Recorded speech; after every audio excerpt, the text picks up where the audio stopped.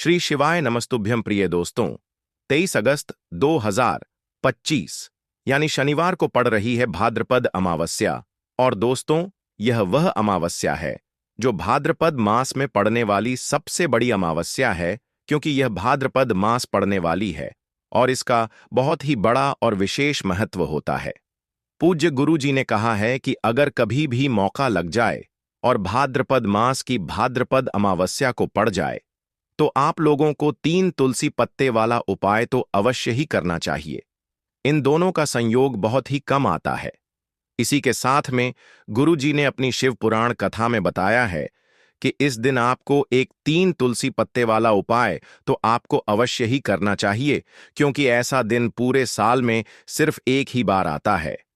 और दोस्तों, आप सभी लोग जानते हो कि शनिवार का अगर सबसे बड़ा कोई उपाय है तो वह 3 तुलसी पत्ते वाला उपाय। तो दोस्तों, भाद्रपद मास की भाद्रपद अमावस्या के दिन आप लोगों को इस 3 तुलसी पत्ते वाला उपाय को जरूर करना है। बहुत सारे लोग होंगे जिन लोगों ने इस उपाय को ना किया हो, मतलब पूरा साल निकल गया, उन्होंने किसी भी दिन इस 3 तुलसी पत्ते वाला उपाय को ना किया हो। पर दोस्तों, आपके पास एक आखिरी मौका बचा हुआ है, जो कि 23 अगस्त 2025 भाद्रपद मास की शनिवार के दिन है। इस दिन आप लोगों को इस वाले उपाय को जरूर कर लेना है। भले ही आपने पूरे महीने भर इस उपाय को ना किया हो, पर अगर आपने इस भाद्रपद मास के नवमी के दिन अगर इस वाले उपाय को कर लिया तो आपको इस उपाय को करने का वह फल मिलेगा जिसकी आपने कभी कल्पना भी नहीं करी होगी। इसीलिए आप लोग इस वाले उपाय को एक बार जरूर कर लेना है, ताकि आप लोगों के हाथ से यह मौका ना जा सके और आपको इस उपाय को करने का फल मिल सके। दोस्तों, यह उपाय पंडित जी ने अपनी अभी की ही श्री शिव महापुराण की कथा में बताया है। जी, इस उपाय को आज हम आपको बहुत अच्छे से समझाने वाले हैं। इस वीडियो को देखने के बाद इस उपाय को समझने के लिए आपको कोई और वीडियो को देखने की जरूरत नहीं पड़ेगी। तो चलिए दोस्तों, उपाय को शुरू करते हैं। देखिए, यह इस भाद्रपद मास के नवमी के दिन यह इतना खास होता है, इतना महत्वपूर्ण होता है। देखा गया है, कभी कभी बड़े बड़े पूजा पाठ अनुष्ठान से जो मनोकामना पूर्ण नहीं होते, वह भाद्रपद मास की नवमी के दिन एक छोटे से उपाय करने से ही आपकी मनोकामना पूर्ण हो जाती है। और बहुत सारे लोगों ने इस उपाय को किया भी है और उनको इस उपाय को करने का फल भी जरूर मिला है।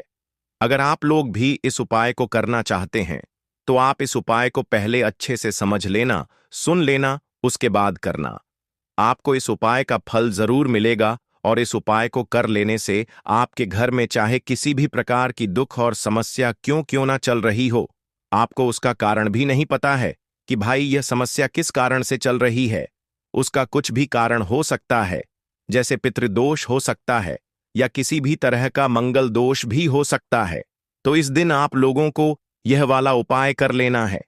यह एक ऐसा उपाय है जिस उपाय को अगर किसी विशेष दिन पर किया जाए तो भाई उस विशेष दिन का जो है वह तो हमें मिलता ही मिलता है। पर हमने उस दिन पर इस उपाय को किया है तो हमें उससे भी बड़ा फल मिलता है, और फल बहुत जल्दी मिलता है, क्योंकि आप इस उपाय को बहुत ही बड़े और विशेष दिन पर कर रहे हो। तो चलिए अब उपाय के बारे में बात करते हैं, लेकिन उससे पहले आप लोगों को यह जानना आवश्यक है कि आखिर यह उपाय किस समय करना है, किसको करना है और कैसे करना है। तो चलिए हम आगे आपको वीडियो में एक एक करके बता देते हैं। लेकिन उससे पहले, अगर आप लोग हमारे चैनल पर पहली बार आए हैं या फिर मेरी आवाज आज पहली बार सुन रहे हैं, तो हमारे चैनल को सब्सक्राइब जरूर कर लेना और इस वीडियो को लाइक करके कमेंट बॉक्स में श्री शिवाय नमस्तुभयम ओम नमः शिवाय जरूर टाइप कर देना। तो दोस्तों, इस 3 तुलसी पत्ते वाला उपाय को हमें इस भाद्रपद मास की नवमी के दिन कैसे करना है, किसको करना है, किस समय करना है और कहां पर करना है, ये सारे सवालों के जवाब आपको इस वीडियो में मिल जाएंगे। और जो ये वीडियो देखेगा भाई, उसको 3 तुलसी पत्ते वाला उपाय जरूर करना चाहिए, क्योंकि इस दिन तुलसी पत्ते का भी बहुत ही बड़ा और विशेष महत्व होता है। आ जाए 3 तुलसी पत्ते वाला उपाय की, तो यह सोने पर सुहागा वाली बात हो जाती है और यह एक बहुत ही बड़ा उपाय हो जाता है इस भाद्रपद मास की शनिवार का। तो अब दोस्तों, इस 3 तुलसी पत्ते वाला उपाय को आखिर करना किसको है, सबसे पहले हम लोग वह बात जान लेते हैं। तो देखो, घर की जो बड़ी माताएं बहनें होती हैं, उन माताओं बहनों में से कोई भी एक बड़ी माता बहन इस वाले उपाय को कर सकती है। और दोस्तों, अगर आप चाहे तो अपने घर में से सभी सदस्यों को भी इस उपाय को करवा सकते हैं। अगर किसी व्यक्ति की खुद की कोई मनोकामना है, खुद की कोई दुख और परेशानी है जो कि वह अपने लिए ही करना चाहता है, इस वाले उपाय को तो वह खुद अपने लिए भी कर सकता है। बाकी अगर कोई घर में से ऐसा है जो कि अपने पूरे घर परिवार की सुख और शांति के लिए यह वाला उपाय करना चाहता है, तो भाई वह भी कर सकता है। उसमें भी कोई दिक्कत वाली बात नहीं है। कहने का मतलब यह है कि इस उपाय को हर एक सदस्य भी कर सकता है और पूरे घर परिवार के सदस्य के लिए घर की बड़ी माताओं बहनों में से कोई एक माता बहन भी कर सकती है। माताएं बहनें अगर घर में उपस्थित ना हो या वह यह वाला उपाय ना कर पा रही हो, तो फिर घर का कोई बड़ा सदस्य भी इस 3 तुलसी पत्ते वाला उपाय को कर सकता है। चाहे फिर वह पुरुष ही क्यों ना हो, उसमें कोई भी दिक्कत वाली बात नहीं है। उसके बाद में दोस्तों, जो अगला प्रश्न निकल कर आता है वह यह आता है इस उपाय को लेकर कि आखिर इस उपाय को हमें किस समय करना है, सुबह के समय करना है कि शाम के समय करना है। तो देखो, इस वाले उपाय को आप लोग सुबह के समय भी कर सकते हो और शाम के समय प्रदोष काल में भी कर सकते हो। अब अगर आप पूछो कि भाई सबसे उत्तम समय कौन रहेगा इस 3 तुलसी पत्ते वाला उपाय को करने का, तो हम आपसे बस यही कहेंगे कि इस उपाय को आप सुबह के समय करेंगे तो ज्यादा बेहतर होगा। बाकी अगर प्रदोष काल शाम के समय भी करेंगे तो भी अच्छा होगा, उसमें कोई भी दिक्कत वाली बात नहीं है। तो अब दोस्तों, जो अगली सबसे बड़ी और महत्वपूर्ण बात आती है वह यह आती है कि सुबह अगर हम उपाय को करेंगे तो हमें कितने बजे से लेकर कितने बजे तक के बीच में करना है, और शाम के समय प्रदोष काल में करेंगे तो हमें कितने बजे से लेकर कितने बजे के बीच में करना है। तो देखो, सुबह जितनी जल्दी हो सके आप उपाय को करने की कोशिश करना। बाकी अगर किसी कारणवश लेट भी हो जाओ, थोड़ी देर भी हो जाए, तो 10 या 11 बजे तक भी आप उपाय कर लेना, पर 12 बजे से ज्यादा देरी ना हो। ठीक है, इस बात का ध्यान रखना। उसके बाद में दोस्तों, अगर शाम के समय प्रदोष काल की बात करें, प्रदोष काल का जो समय है होता है वह शाम के 6 बजे से शुरू हो जाता है। मतलब शाम के 6 बजे से लेकर 7 बजे के बीच का जो समय होता है, यह समय प्रदोष काल का समय होता है। तो आप इस उपाय को 7 या 8 बजे के बीच में भी कर सकते हो। मतलब शाम के 60 बजे से रात 8 बजे के बीच में आप कभी भी इस वाले उपाय को कर सकते हो, उसमें कोई भी दिक्कत वाली बात नहीं है। तो देखो दोस्तों, सबसे पहला उपाय देखिए आपको क्या करना है। देखिए, भाद्रपद मास के दिनों में विशेषकर भगवान शिव और माता पार्वती और विष्णु भगवान का पूजन किया जाता है। अब साथ ही साथ भाद्रपद अमावस्या का दिन भी पड़ गया है, तो ऐसा समझ लीजिए आपके जीवन में धन भी आएगा, सुख भी आएगा, धन बढ़ेगा भी, और साथ ही साथ आपके जीवन के सारे संकटों को भगवान शिव जी दूर कर देंगे। तो चलिए सबसे पहले बात कर लेते हैं सबसे पहले उपाय की, जो कि शनिवार वाले दिन आपको विशेष करना है। और इस उपाय को करने से आपकी कोई भी ऐसी इच्छा, कोई भी विश शाबा जो अभी तक अधूरी है, पूरी नहीं हो रही है, तो आपकी बड़ी से बड़ी विश और मनोकामना भी पूरी हो जाती है। जब आप भाद्रपद अमावस्या वाले दिन इस पहले उपाय को कर लेते हैं, तो देखिए, आप सभी जानते हैं कि श्री हरि विष्णु जो है उन्हें तुलसी दल सबसे प्रिय है। बिना तुलसी माता के श्री हरि विष्णु अधूरे हैं और बिना तुलसी पत्तों के श्री हरि विष्णु का भोग अधूरा है। अब श्री हरि विष्णु को प्रसन्न करके आप अपनी किसी भी मनोकामना को पूरा कर सकते हैं। क्योंकि श्री हरि विष्णु प्रसन्न हो गए तो आपकी कोई भी विश और इच्छा, मनोकामना अधूरी नहीं रहेंगी। देखिए, हम सभी के घरों में माता तुलसी का पौधा अवश्य ही होता है। तो देखिए, हमें तुलसी जी के पौधे से सबसे पहले तो 3 पत्ते तोड़ने हैं। देखो, नवमी वाले दिन आपको तुलसी के पत्ते नहीं तोड़ने हैं। तो देखिए, तुलसी जी के आपको 3 पत्ते तोड़ लेने हैं, और इन तुलसी जी के पत्तों को तोड़ने के बाद आपको 1 चुटकी हल्दी भी अपने साथ में लेनी है। हल्दी के अंदर आपको जल मिलाकर के पेस्ट के रूप में तैयार करना है, और इसी के साथ में आपको एक दीपक भी लेना होगा। दीपक आप मिट्टी का भी ले सकते हैं, आटे का भी ले सकते हैं, और इस दीपक में आपको शुद्ध घी डाल के इसमें आपको लंबी रुई की बाती का प्रयोग करना है। देखिए दोस्तों, आपके पास है 3 तुलसी जी के पत्ते हैं। तो पहला जो तुलसी जी का पत्ता है उस पर आपको सबसे पहले तो जो आपने हल्दी ली है उसकी एक बिंदी लगानी है, और पहला जो तुलसी जी का पत्ता है, आपके घर में भगवान विष्णु का चाहे कोई सा भी स्वरूप हो, चाहे लड्डू गोपाल जी का स्वरूप हो, या फिर भगवान कृष्ण की आपके मंदिर में प्रतिमा हो, या फिर भगवान श्री राम की प्रतिमाएं, उनके सामने आपको पहला तुलसी जी का पत्ता अर्पित करना है। अब देखिए दोस्तों, आपके पास जो 2 तुलसी जी के पत्ते हैं और आपके पास जो एक दीपक है, इन्हें आपको लेकर के पहुंचना है अपने ही घर में। तुलसी जी के पौधे के पास में देखिए, सबसे पहले तो आपके पास जो 2 तुलसी जी के पत्ते हैं, उन पर भी आपको हल्दी की एक एक बिंदी लगानी है, और उन दोनों ही तुलसी जी के पत्तों को आपको अपने घर में तुलसी जी के पौधे के वहां पर ही अर्पित कर देने हैं। और इस प्रकार से यह दोनों पत्ते भी तुलसी जी के पौधे के पास में अर्पित करने के बाद अंत में जो आपके पास एक लंबी बाती का दीपक है, इसे आपको तुलसी जी के पौधे के पास में ही प्रज्वलित कर देना है। जो भी व्यक्ति अपने ही घर पर इस प्रकार से तुलसी जी के 3 पत्तों का यह उपाय कर लेता है, तो उसका परिवार हमेशा खुश रहता है। उसके परिवार में कभी भी कोई भी संकट उत्पन्न नहीं होता है, और यदि आपके घर में जो भी गृह क्लेश है वह भी समाप्त होते हैं। तो इस प्रकार से यह सुंदर सा उपाय करना है। अब बात करते हैं अगले उपाय की। देखो, यदि आपके जीवन में आर्थिक संकट बहुत अधिक हो रहे हैं, धन की समस्या लगातार जीवन में बनी हुई है, 1 रुपयों को प्राप्त करने के लिए आपको बहुत अधिक मेहनत कर रहे हैं, तो आज रात्रि में सोने से पहले आपको हो यह एक चमत्कारी दीपक का उपाय अवश्य करना है। या फिर यदि आपका जो व्यापार है, बिजनेस है, दुकान है, वह अच्छे से नहीं चल पा रही है, तो आज रात्रि में इस विशेष दीपक का उपाय आपको अवश्य करना चाहिए। देखो दोस्तों, दीपक हमारे घर में सभी नकारात्मक शक्ति को बाहर करता है।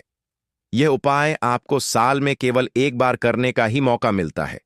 देखिए, इस उपाय के लिए आपको तुलसी जी की जो सूखी लकड़ी होती है उसे ले लेना है। देखिए दोस्तों, यदि आपके पास पुरानी तुलसी जी की लकड़ी है तो उसे आप ले सकते हैं, और यदि आपके घर में तुलसी जी जो लकड़ी है वह सूखी हुई है तो उसकी लकड़ी आप तोड़ करके इस्तेमाल कर सकते हैं। लेकिन आपको ध्यान रखना है कि सूर्यास्त से पहले पहले ही आपको यह जो तुलसी जी की लकड़ी है इससे अवश्य ही तोड़ लेना है। तो इस उपाय के लिए आपको सबसे पहले तो एक मिट्टी का दीपक लेना होगा, चाहे तो आटे का दीपक भी ले सके, क्योंकि आटे का दीपक सभी दीपक में सर्वोत्तम माना गया है। इस दीपक के अंदर आपको शुद्ध घी का प्रयोग करना होगा, और इससे दीपक के अंदर आपने जो तुलसी जी की लकड़ी ली है उसे भी रख देना है। लेकिन ये जो तुलसी जी की लकड़ी है इसमें आपको चारों तरफ अच्छे से घी लगा लेना है।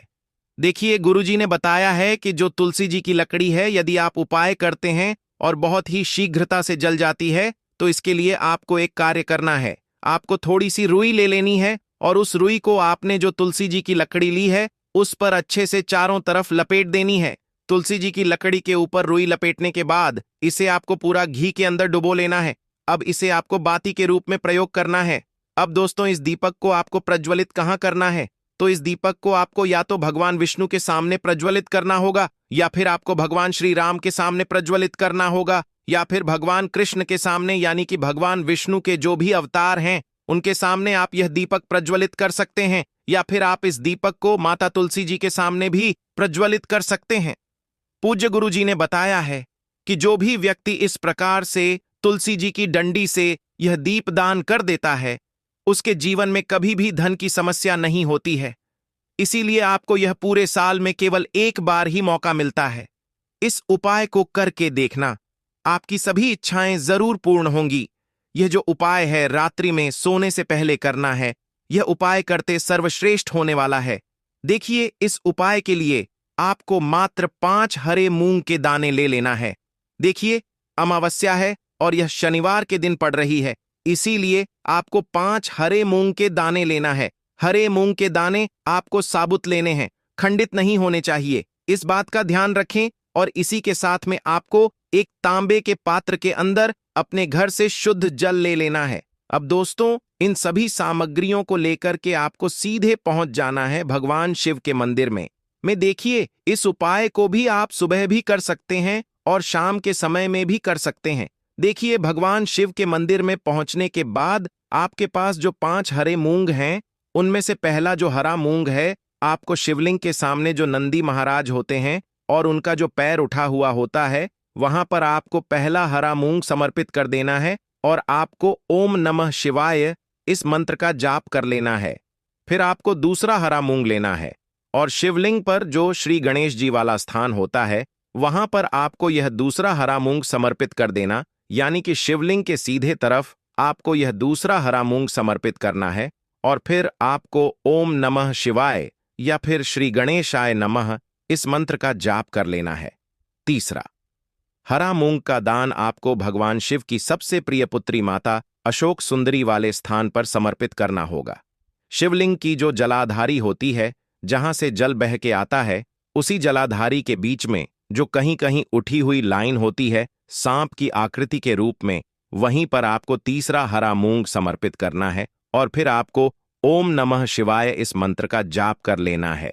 अब दोस्तों, चौथा जो हरा मूंग है, उसे आपको भगवान कार्तिकेय जी का जो स्थान होता है शिवलिंग पर, वहां पर आपको यह चौथा हरा मूंग का दाना समर्पित कर देना है और आपको ओम नमः शिवाय इस मंत्र का जाप कर लेना है। अब दोस्तों, आपके पास जो पांचवा और अंतिम हरा मूंग बचा हुआ है, उसे जल के पात्र के अंदर डाल देना है और इस हरे मूंग से युक्त जल से आपको भगवान शिव के शिवलिंग का अभिषेक कर देना है। धीरे धीरे समर्पित करते जाना है और लगातार आपको शिव महापुराण के मूल मंत्र श्री शिवाय नमस्तुभ्यम इस मंत्र का जाप करते रहना है। फिर आपको शिवलिंग के सामने बैठकर, यदि आप अपने बच्चों के लिए यह उपाय कर रहे हैं, यदि आप अपने बच्चों की बुद्धि ज्ञान और विवेक के लिए उपाय कर रहे हैं, तो उसके लिए आपको प्रार्थना कर लेनी है, या फिर व्यापार में वृद्धि करने के लिए यह उपाय कर रहे हैं तो उसकी कामना करते हुए आपको प्रार्थना कर लेनी है, या फिर अपनी नौकरी के लिए कर रहे हैं, या फिर अपने इंटरव्यू के लिए, या फिर धन की प्राप्ति के लिए कर रहे हैं। जिस भी कामना के लिए आप उपाय कर रहे हैं, उसे परिपूर्ण करने के लिए आपको महादेव से प्रार्थना कर लेनी है और फिर आपको वापस अपने घर आ जाना है। पूज्य गुरु जी ने कहा है कि जो भी व्यक्ति इस उपाय को कर लेता है, तो यकीन मानिए आपके जीवन की जो सारे संकट, कष्ट और बाधाएं हैं, वह सभी समाप्त होंगे। अब हम बात करते हैं तीसरे विशेष उपाय। देखो, भाग्य का साथ आपको मिले तो गुरु बृहस्पति को मजबूत करना बहुत जरूरी होता है। इसीलिए पूज्य गुरुदेव ने एक बहुत ही सुंदर सा उपाय बताया था, जो कि है पीले चावल का थोड़े से अक्षत लेना, चावल लेना। अगर आपको ऐसा लगता है ना कि आपको किसी भी चीज में सफलता नहीं मिल पा रही है, किस्मत का साथ आपको नहीं मिल पा रहा है, तो पीले चावल लेना। पीले चावल कैसे करोगे? 11 माह की या चावल लेना साबुत, उसके अंदर पीला चंदन है वह आपको मिला देना है और चावल को पीला रंग कर देना दोस्तों।